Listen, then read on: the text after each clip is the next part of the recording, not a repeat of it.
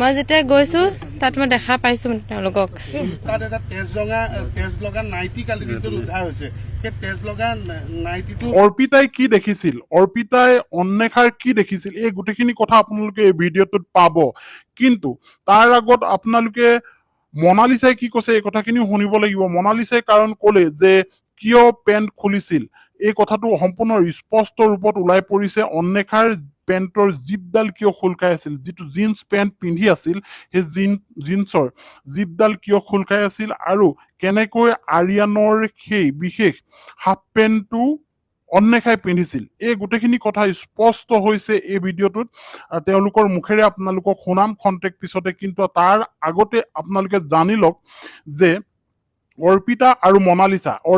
আৰু মনালিসা দুয়োগৰাকীৰ মাজত চিনাকি নাছিল আৰু অৰ্পিতাই কোৱা মতে ৰিয়ানৰ লগতো অৰ্থাৎ আৰিয়ানৰ লগতো হয় আৰিয়ানৰ লগত ইনষ্টাগ্ৰামৰহে চিনাকি আছিল তেওঁলোকৰ মাজত এনেকৈ ইমান ভাল ঘনিষ্ঠ বন্ধু নাছিল ইনষ্টাগ্ৰামৰ পৰা আহি তেওঁলোকে ফোনলৈ আহিছিল আৰু ফোনৰ পৰাই তেওঁলোকৰ যোগাযোগ হৈছিল আৰু যিদিনাখন সেই ঘটনাটো ঘটিছিল মেডিকেললৈ অন্বেষাক লৈ গৈছিল মনালিসা আৰু আৰিয়ানে তেতিয়া সেই বিশেষ অটোখনত দিবৰ কাৰণে পইচা নাছিল আৰু পইচা নথকাৰ কাৰণে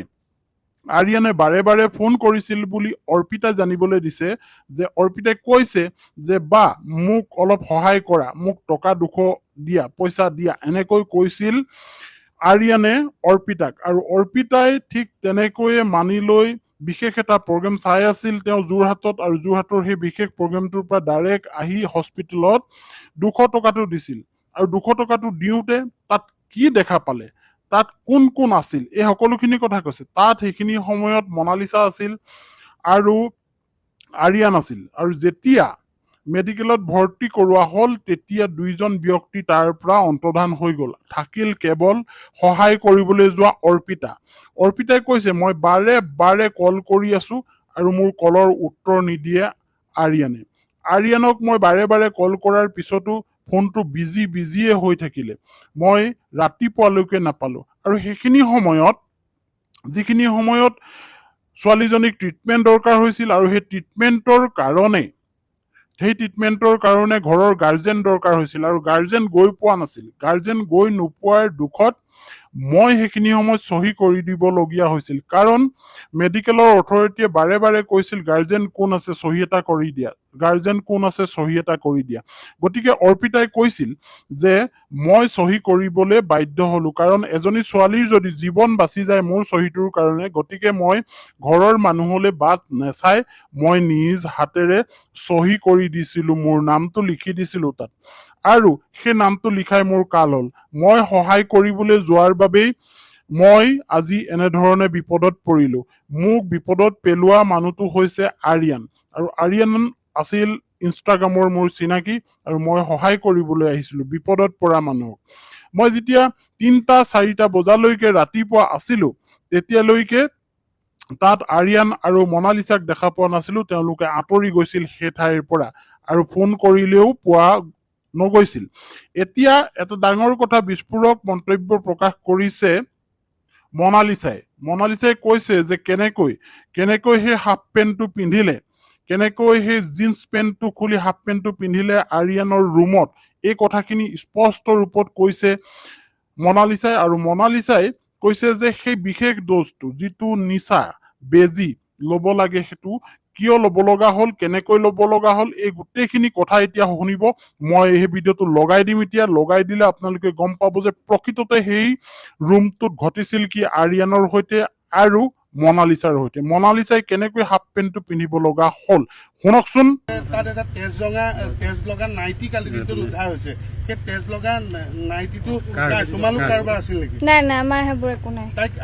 কিছু সময়ৰ পূৰ্বে তোমালোকে ক'লা যে তাইক চুচুৰাই পেলাই আৰিয়ানে লৈ আনিছিল হয়নে চুচুৰাই অনা নাই আমি দুটা মানে আমাৰ তাত তেতিয়া আনিবলৈ কোনো নাছিলে আমি দুটা যেনেকে তেনেকে তাইক মেডিকেললৈ আনিব লওঁতে আৰু তাই যিজনী মানুহজনী মানে ফুলি লগালে ফুলি আহি আছিলে তো আমি দুটা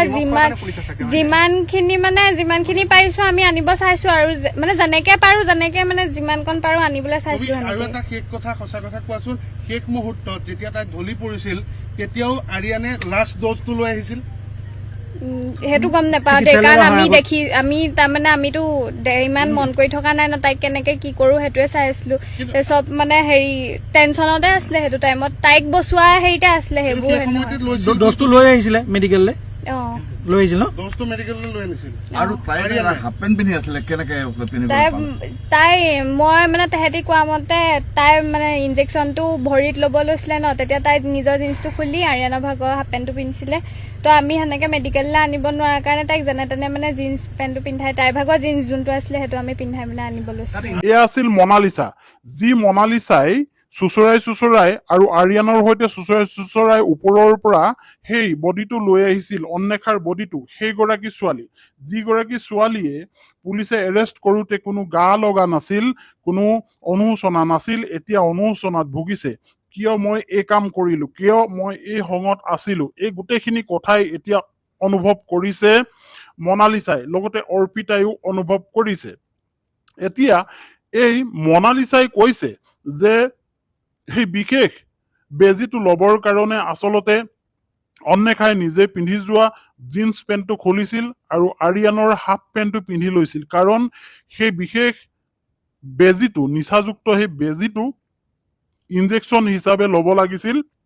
ভৰিত, আৰু গতিকেহে খুলি লৈছিল। এনেকৈও তেওঁ এতিয়া মত পোষণ কৰিছে। আৰু এটা কথা তাত ওলাইছে যে এটা নাইটি উদ্ধাৰ হৈছে য'ত ৰক্ত লাগি আছিল। হয়, এইটো ফৰেনচিক লেবে সেইটো উদ্ধাৰ কৰিছে বুলি সাংবাদিকে সুধিছিল, কিন্তু সেই ক্ষেত্ৰতো মনালিছাই কৈছে যে সেয়া আমাৰ নাছিল, কাৰ হয় নাজানো, এনেকৈ কৈছে। কিন্তু যদি সেই বিশেষ নাইটি বা সেই চোলাটোত সেই বস্তুটো যদি পোৱা গৈছে ব্লাড, তেনেহলে সেয়া প্ৰকৃততে কি ঘটিছিল, এয়াও এটা সন্দেহৰ থল আছে। কিন্তু ফৰেনচিক লেবে যেতিয়া এই কথাখিনি স্পষ্ট ৰূপত ক'ব তেওঁলোকে এনকুৱাৰী কৰাৰ পিছত, তেতিয়াহে গম পোৱা যাব যে প্ৰকৃততে কি ঘটিছিল সেই ৰাতি তাত। আৰু সেই ৰাতি নিচাৰ পাৰ্টি হৈছিল নে, পাৰ্টি হোৱাৰ পিছত কি ঘটিছিল, কেনেকৈ গৈ মেডিকেল পালে, এই সকলোখিনি কথা ইতিমধ্যে দৰ্শকে গম পাইছে, আপোনালোকৰ ভাৱে গম পাইছে। কিন্তু ৰুমৰ ভিতৰত কিছুমান বস্তু এনেকুৱা ধৰা পৰিছে, ফৰেনচিক দলটো আহি লৈ গৈছে সেই ৰুমটোৰ পৰা, যিবোৰৰ পৰা বহু কথাই গম পোৱা যাব যে সেই ৰুমত কি হৈ আছিল। কাৰণ অংকিতে সেই নিচা চাপ্লাই দিছিল বুলি কৈছে অংকিত দাস। ইতিমধ্যে আৰক্ষীৰ জালুটো পৰিছে এই অংকিত দাস, আৰু অংকিত দাসৰ কাৰণেই যে এইগৰাকী ছোৱালীৰ প্ৰাণ গুচি গ'ল, এই কথাটো সত্য। আৰু যোৰহাটত ইতিমধ্যে এনেকুৱা ধৰণৰ নিচাযুক্ত দ্ৰব্যৰ লগত জড়িত বহু ব্যক্তিক এতিয়া, বহু অসাধু ব্যৱসায়ীক এতিয়া আচলতে তেওঁলোকে গ্ৰেপ্তাৰ কৰিছে পুলিচে, আৰু যথেষ্ট সক্ৰিয় হৈ উঠিছে। এইটো এটা ভাল লক্ষণ। কিন্তু এদিন সক্ৰিয় হৈ উঠিয়ে এই সমাজ বিৰোধী যিবোৰ কাম চলি আছে এইবোৰক বন্ধ কৰিব নোৱাৰে। গতিকে বাৰে বাৰে এইবোৰৰ ওপৰত অভিযান চলিব লাগিব, যাতে দ্বিতীয়গৰাকী অন্বেষা শইকীয়া সৃষ্টি নহয়। এই কথাটোৰ প্ৰতি প্ৰশাসন আৰু চৰকাৰেও মনোযোগ দিয়া দৰকাৰ।